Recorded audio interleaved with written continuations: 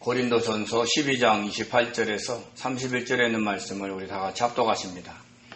하나님이 교회 중에 몇을 세우셨으니 첫째는 사도요, 둘째는 선지자요, 셋째는 교사요, 그 다음은 능력을 행하는 자요, 그 다음은 병 고치는 은사와 서로 돕는 것과 다스리는 것과 각종 방언을 말하는 것이라. 다 사도이겠느냐, 다 선지자이겠느냐, 다 교사이겠느냐, 다 능력을 행하는 자이겠느냐, 다 병 고치는 은사를 가진 자이겠느냐, 다 방언을 말하는 자이겠느냐, 다 통역하는 자이겠느냐. 너희는 더욱 큰 은사를 사모하라. 내가 또한 가장 좋은 길을 너희에게 보이리라. 아멘. 기도합니다. 은혜로우신 하나님 감사드립니다.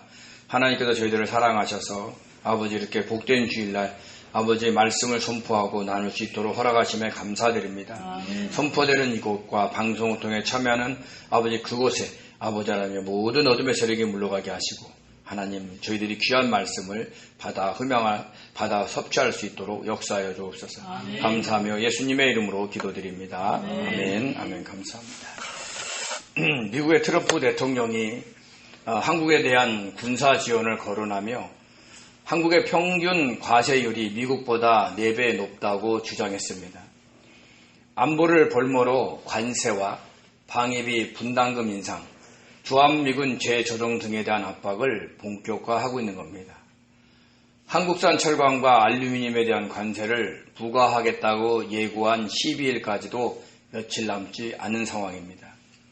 그런데도 탄핵 정국기의 장기화로 인해 미국을 상대할 책임 있는 통치자가 없어 속수무책으로 당하게 되었습니다. 하루빨리 국정이 안정되어 미국의 통상 압력을 잘 해결해 나갈 수 있도록 나라를 위해 기도해 주시기 바랍니다.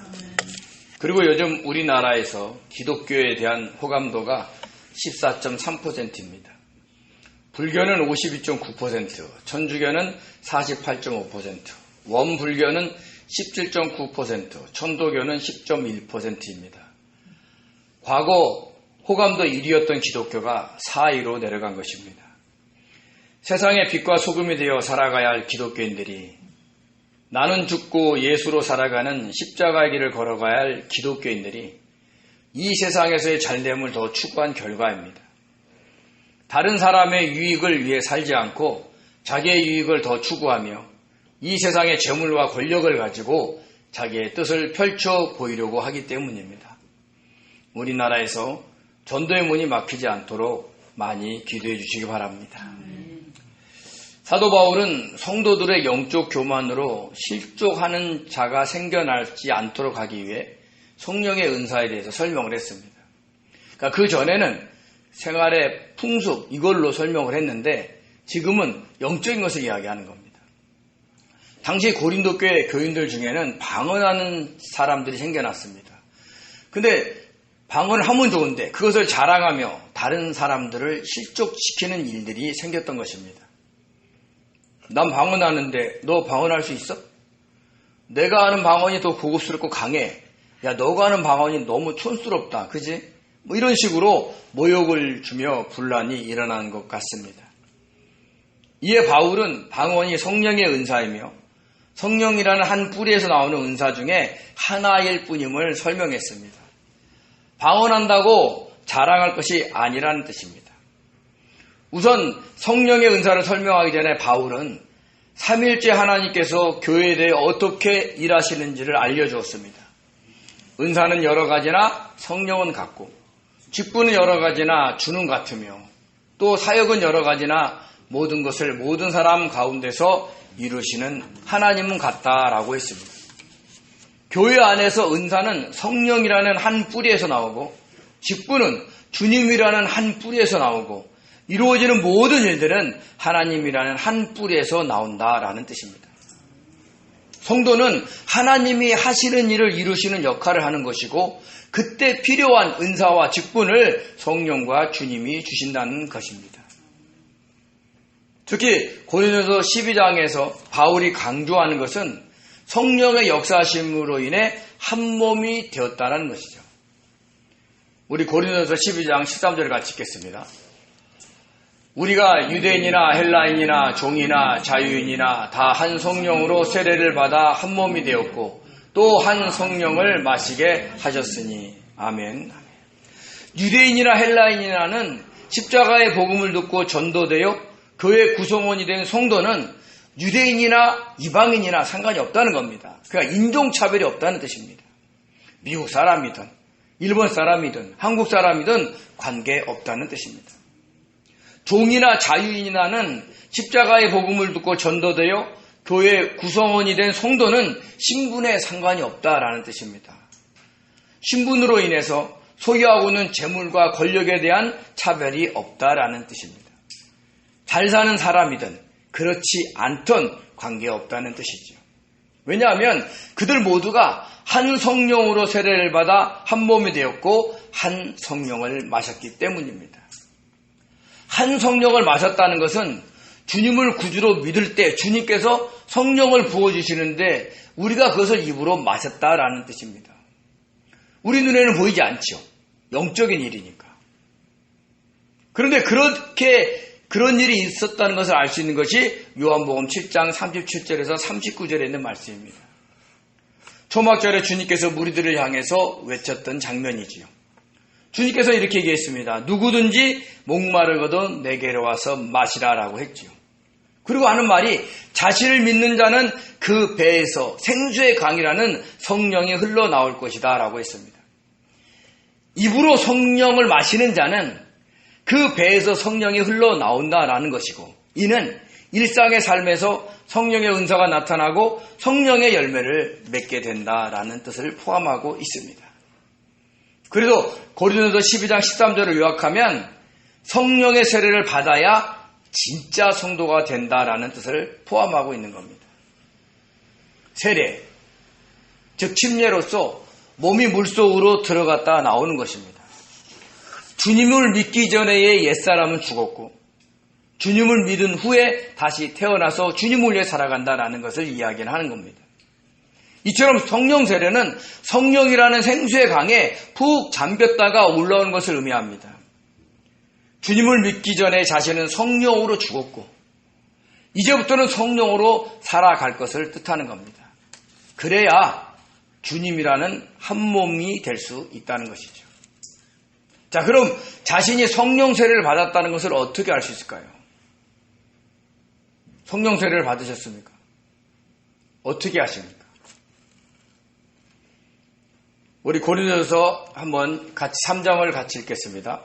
그러므로 내가 너희에게 알리노니 하나님의 영으로 말하는 자는 누구든지 예수를 저주할 자라 하지 아니하고 또 성령으로 아니하고는 누구든지 예수를 주시라 할 수 없느니라. 아멘. 진짜 성령 세례를 받았다면 예수를 주시라고 고백하며 저주하지 않는다는 말씀입니다. 유대인들은 나무에 달린 자는 하나님의 저주를 받았다고 믿었습니다. 신명기에 그렇게 써 있으니까요. 그런데 주님은 죄인으로서 하나님의 저주를 받아야 할 우리들을 대신하여 나무에 달려 죽으신 겁니다. 그로 인해 우리가 죄사함을 받아 구원을 받았다는 것을 성령께서 알게 하셨고 믿게 하셨기에 성령 세례를 받은 자는 주님을 저주할 자라고 하지 않는다라는 겁니다. 그리고 성령의 역사하심이 아니고는 진심으로 예수를 주시라 고백할 수 없다고도 얘기를 했습니다. 그런데 어떻습니까? 사람들은 개인의 체면이나 그때의 분위기와 상황에 따라 진짜 믿지 않는데도 예수를 주시라 고백할 수 있습니다. 겉으로는 고백한다고 다 진심이라고 할 수 없는 거죠. 진심으로 믿는다면 주님의 뜻대로 살아가려고 하기에 예수를 주시라 고백할 수밖에 없다라는 뜻을 갖고 있습니다. 성령 세례에 대한 경험은 개인적으로 다 다양합니다. 어떤 분은 막 물세례를 받을 때 자신이 죄임을 깨닫고 한없이 울기도 합니다. 저 같은 경우에는 개척교회에서 세례를 받았습니다. 당시 전도사님이 개척한 교회였기에 노에서 파송한 목사님이 오셔서 세례를 베풀었습니다. 딱 한 번 오셨어요. 그래서 저는 저에게 세례를 베푼 목사님의 이름을 모릅니다. 그때 막 경황이 없어서 물어보지도 못했죠. 또 그 물세를 받을 때 한없이 울지도 않았습니다. 단지 그냥 머리에 찬물이 막 떨어져가지고 순간 깜짝 놀랐던 기억만 있습니다. 그런데 그 후에 생활하는데 자꾸 회개기도가 터져 나오고 주님의 은혜가 아니면 살아갈 수 없을 것만 같은 마음이 들었어요. 무엇을 하든지 기도했고요. 하다못해 지하철이 탈 때도 지하철이 고장나지 않도록 기도할 정도로 모든 일에 주님의 은혜를 구했습니다. 아마 지금도 그때만큼 주님께 매 순간 기도하지는 못할 것입니다. 이런 경험을 통해서 저는 성령 세례 받은 것을 확실하며 믿습니다. 다른 분들도 다 자기만의 경험을 가지고 계실 겁니다. 어떤 분은 전혀 그런 경험을 하지 못할 수도 있습니다. 아니, 경험되어지고 있는데 못 느낄 수도 있어요. 그렇지만 자신이 성령 세례를 받았다는 것을 알 수 있는 것 중에 하나는 갑자기 주님이 생각난다든지 기도하고 싶다든지 아니면 설교 말씀대로 살아야 가야겠다는 생각이 바뀐다든지 이러면 성령 세례 받은 것이 확실합니다. 영적 변화와 성장은 말씀에 순종하는 생각만 해도 엄청난 진전이 일어난 거거든요. 왜냐? 그런 생각을 갖게 하기 전까지 사탄이 엄청나게 막거든요. 근데 내가 지금은 기도해야 돼. 지금은 말씀대로 살아가야 될 것 같아. 지금은 교회 가야 될 것 같아. 이런 생각을 한다는 것 자체가 성령께서 그 어둠에서 물리쳐 주시고 그를 영적으로 진전시켜 준 것입니다. 이렇게 각자에게 허락한 성령 세례의 기억은 잘 간직하고 있는 것이 좋습니다. 그래야 힘들 때마다 내가 구원받은 자라는 것을 확인할 수 있기 때문에 그렇죠. 그러면서 사도 바울은 성령의 나타나심은 자기 자신의 유익이 아닌 교회의 유익을 위함이다라고 했습니다. 우리 고린도서 12장 7절을 같이 읽겠습니다. 각 사람에게 성령을 나타내심은 유익하게 하려 하심이라. 아멘. 유익하다의 헬라어 심페로는 모으다, 도움이 되다, 일어나다라는 뜻입니다. 뭐뭐와 함께라는 헬라어 신과 견디다, 참다, 데리고 가다, 지탱하다, 나르다의 헬라어 페로에서 유래가 되었습니다.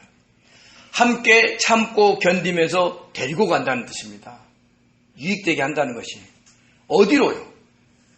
영적으로 성장, 변화 성장시켜서 천국으로 데려간다는 뜻이죠. 함께. 그러기 위해서 한 성령으로 말미암아 지혜의 말씀, 지식의 말씀, 예언, 믿음, 신유, 능력, 영분별, 방언, 통역 등을 주시는 것입니다. 우리 개인을 위해서가 아닙니다. 성령 세례 받는 모든 성도들을 영적으로 변화 성장시켜서 천국으로 데려가기 위함인 것입니다. 어떤 은사가 나타났다고 자신을 자랑하며 교만하게 행동하라고 주시는 것이 아니지요. 저와 여러분들은 단순히 도구로서 교회를 유익하게 해야 한다는 것을 잊지 마시기 바랍니다. 그것이 하나님께서 저와 여러분을 택하시고 교회라는 공동체의 구성이 되게 하시고 성령의 은사를 주시는 목적입니다.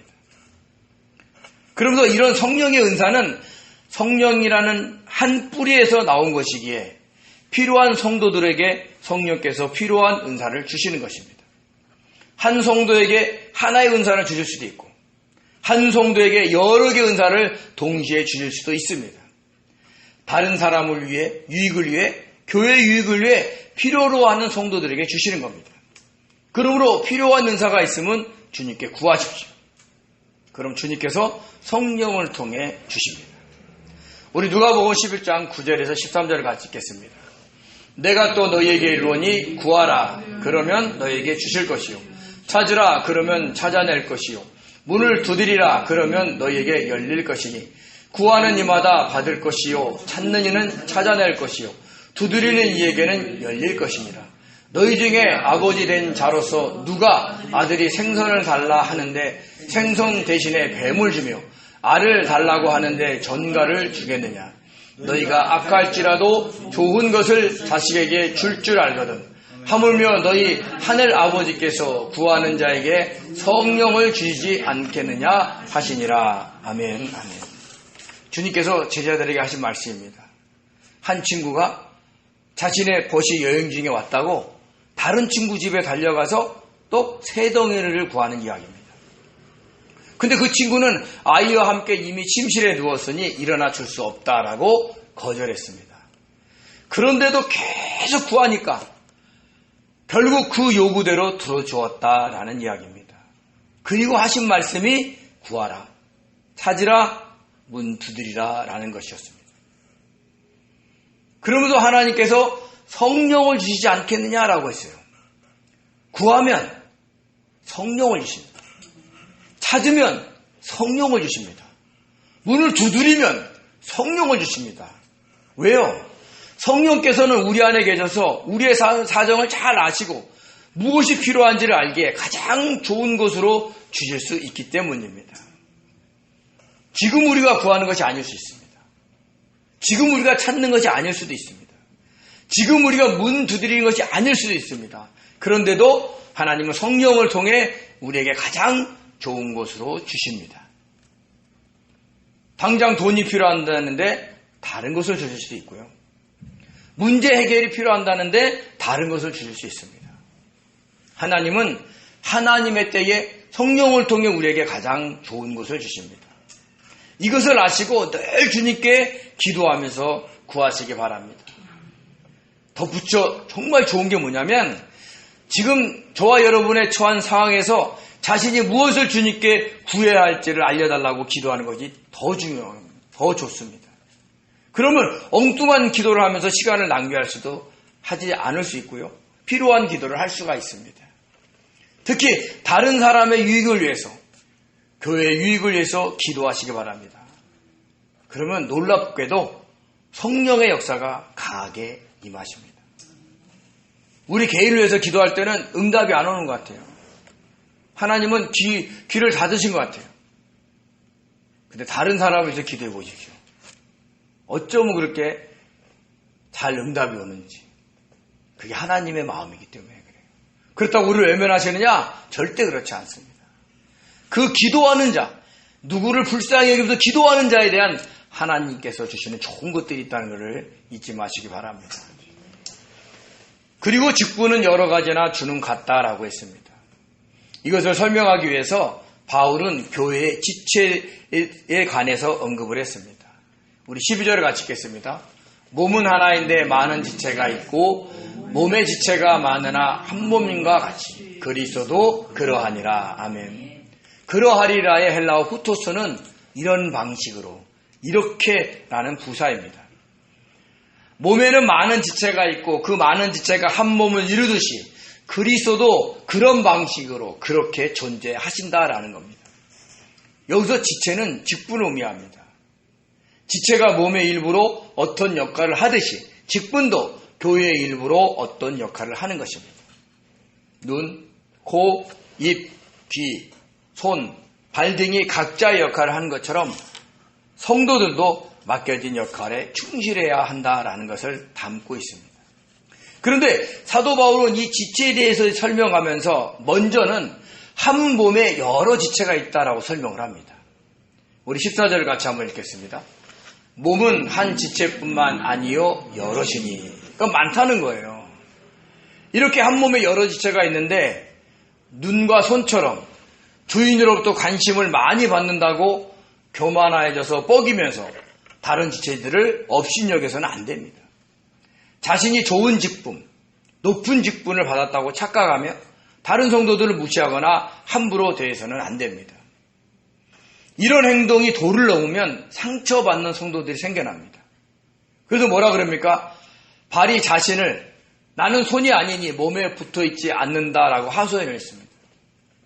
귀는요, 자신은 눈이 아니니까 몸에 붙어있지 않는다라고 하소연을 했습니다. 그러니까 이런 지경에까지 이를 수 있다는 거죠.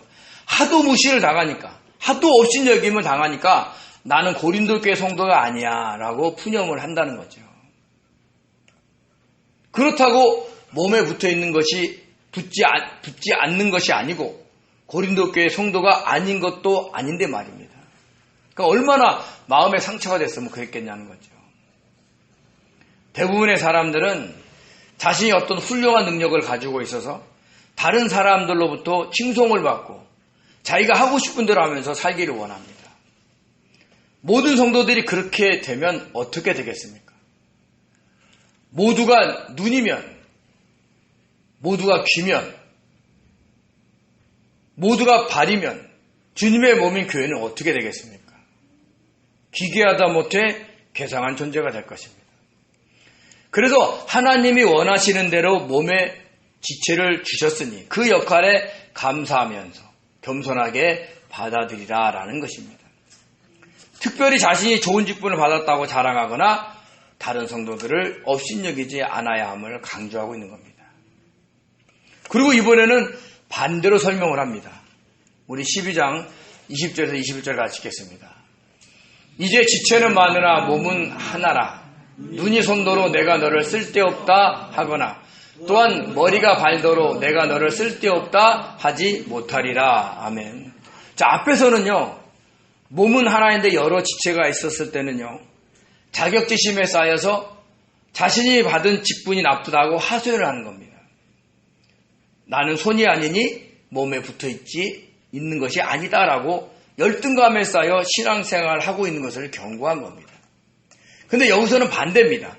자신이 좋은 직분을 받았다고 다른 사람을 무시하는 것을 경고했습니다. 눈이 손도로 얘기합니다. 너 쓸데없어. 머리가 발도로 이야기합니다. 너는 쓸데없어.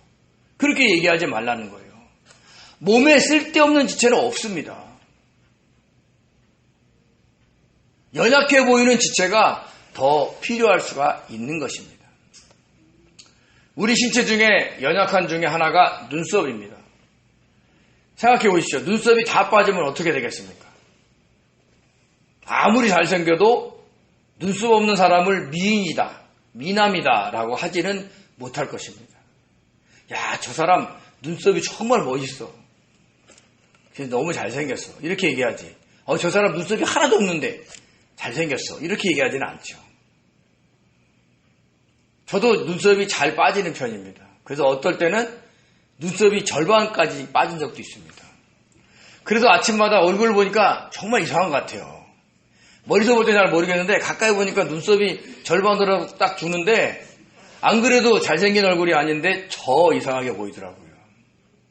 그래서 그때부터 세안할 때마다 정성껏 문질러주고 크림도 발라주니까 지금은 보기에는 불편하지 않을 정도로 됐습니다. 한때는 눈썹을 문신할까 하는 생각도 했지만 지금은 그런 생각을 하지 않습니다. 이렇게 연약해 보이는 지체가 우리에게 꼭 필요할 수 있습니다. 교회도 마찬가지입니다. 나약해 보이는 성도가 우리 교회에 꼭 필요하다는 것을 알고 무시하거나 심한 말로 마음에 상처를 주지 않아야 합니다. 보통 우리는요, 자신의 몸에 덜 귀히 여기는 그것들을 귀한 것으로 입혀줍니다. 볼품이 없거나 장애가 있는 신체에 더 신경을 씁니다. 왼손에 비해서 오른손이 짧았던 성도, 왼발에 비해서 오른발이 짧았던 대학 후배, 제가 이렇게 관찰해 보면 항상 그 연약한 손과 연약한 발에 더 신경을 씁니다. 그마저도 없다면 몸의 균형을 잡는데 어려울 것이고 서거나 걷기가 힘들었기 때문입니다. 이처럼 영적으로 성숙하지 못한 성도들을 소중하게 여기면서 잘 보살피고 섬겨줘야 합니다. 그래야 교회가 균형을 맞추면서 제대로 성장할 수가 있습니다. 또 우리는 아름답지 못한 지체를 아름답게 꾸며주기도 합니다. 머리가 빠진 사람은 어때요? 좋은 가발을 쓰거나 머리를 심기도 합니다. 아름답게 해주는 겁니다. 그래서 형편이 어려운 성도들을 잘 챙겨줘야 합니다. 물론 교인 간의 금전거래는 하지 않아야 됩니다. 사람이 속이는 것이 아니라 돈이 속이는 것이기 때문에 금전거래는 성도 간의 친분을 무너뜨릴 수가 있습니다. 금전거래를 해야 할 경우에는 받지 않아도 될 만큼만 하시기 바랍니다. 그것이 성도를 잃어버리지 않는 방법입니다. 저도 개인적으로 이런 경우가 많습니다. 그래서 내가 받지 않아도 될 만큼만 요구하면 줍니다. 근데 무리해서는 절대로 안 되는 날 잊지 마시기 바랍니다. 자, 이렇게 해야 하는 이유가 뭐냐? 하나님께서 몸을 고르시게 하시기 때문이죠. 우리 고린도서 12장 24절에서 25절 같이 읽겠습니다. 우리의 아름다운 지체는 그럴 필요가 없느니라. 오직 하나님이 몸을 고르게 하여 부족한 지체에게 귀중함을 더하사 몸 가운데서 분쟁이 없고 오직 여러 지체가 서로 같이 돌보게 하셨느니라. 아멘. 아멘.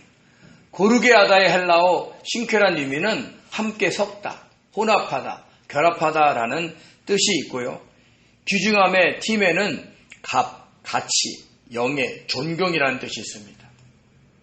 덜 귀한 지체를 귀한 것으로 입혀주고 아름답지 못한 지체를 아름답게 꾸며주면서 그들의 가치를 높여줘서 아름다운 지체들과 함께 섞이게 하여 분쟁 없이 서로 돌보게 하셨다라는 것입니다. 교회는 자신이 못났다고 자격지심에 빠질 필요가 없고 자신이 잘났다고 교만할 필요가 없는 것입니다. 한 몸에 여러 지체가 있고 여러 지체가 한 몸을 이루는 것처럼 모든 성도는 한 몸인 그리스도를 이루어 가야 합니다. 그러기 위해서 서로 돌보면서 섬겨야 합니다. 근데 저와 여러분이 그럴 만한 존재들이 못 됩니다. 열등감이나 교만함에 빠질 수밖에 없는 그런 존재들입니다. 나는 모든 사람을 포용할 수 있어. 나는 자존감이 강해서 누가 뭐라도 나는 괜찮아. 이런 사람은 없어요. 우린 그런 존재가 아닙니다. 그래서 이렇게 우리 자신이 나약하다는 걸 아시고 늘 주님께 기도하면서 성령의 도우심을 구해야 합니다.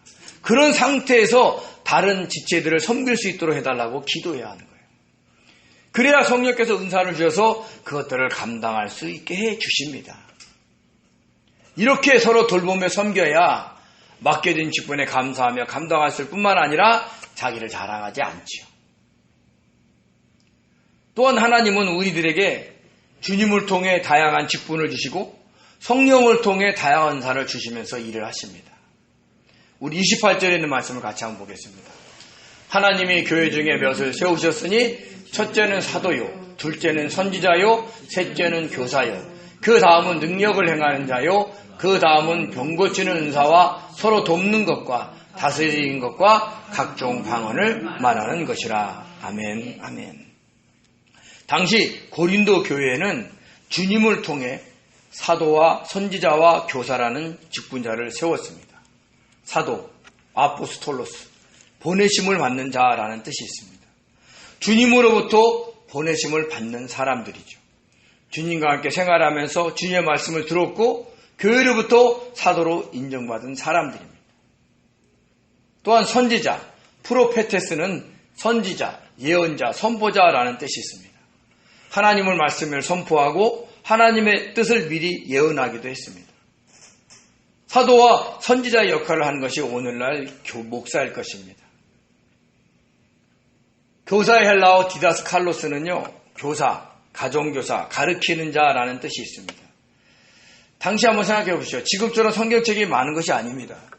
그래서 성경을 필사하거나 그래서 성도들을 가르쳐야 했기 때문에 교사들의 수고가 엄청났습니다. 이렇게 교회를 이끌고 가는 직분을 주셔서 앞에서 끌게 하셨어요. 그러니까 사도와 선지자와 교사는 앞에서 이끌고 가는 사람들입니다. 그리고는 뒤에서 교회를 돌보면서 받쳐주는 역할도 주셨습니다. 그러니까 앞에서는 주님을 통해서 직분을 주시고 뒤에서는 성령을 통해서 은사를 주시는 겁니다. 먼저는 능력을 행하는 자입니다. 육체의 힘이 센 사람을 의미하는 것이 아니라 육적으로는 재물이 많아 다른 성도들을 도울 수 있고 영적으로는 영적 파워가 강해 어둠의 세력과 싸울 수 있는 자를 의미합니다. 그 다음은 병 고치는 자입니다.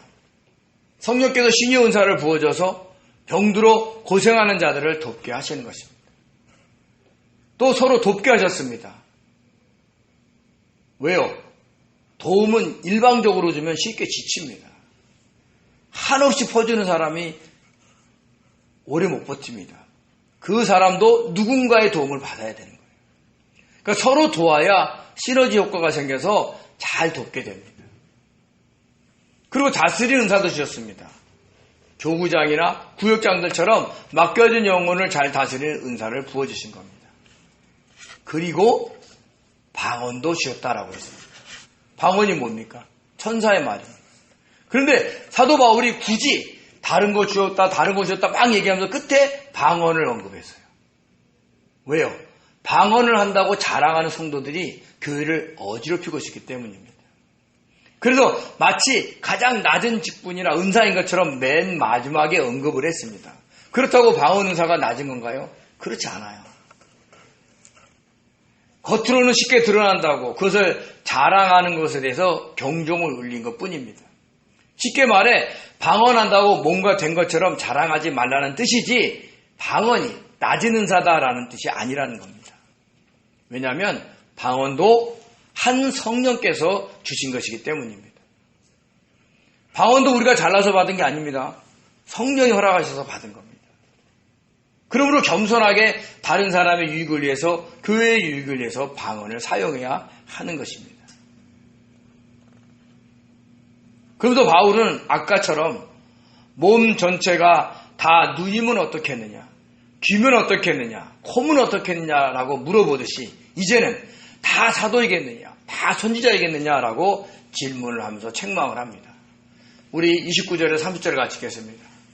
다 사도이겠느냐, 다 선지자이겠느냐, 다 교사이겠느냐, 다 능력을 행하는 자이겠느냐, 다 병 고치는 자를 가진 자이겠느냐, 다 방언을 말하는 자이겠느냐, 다 통역하는 자이겠느냐. 아멘.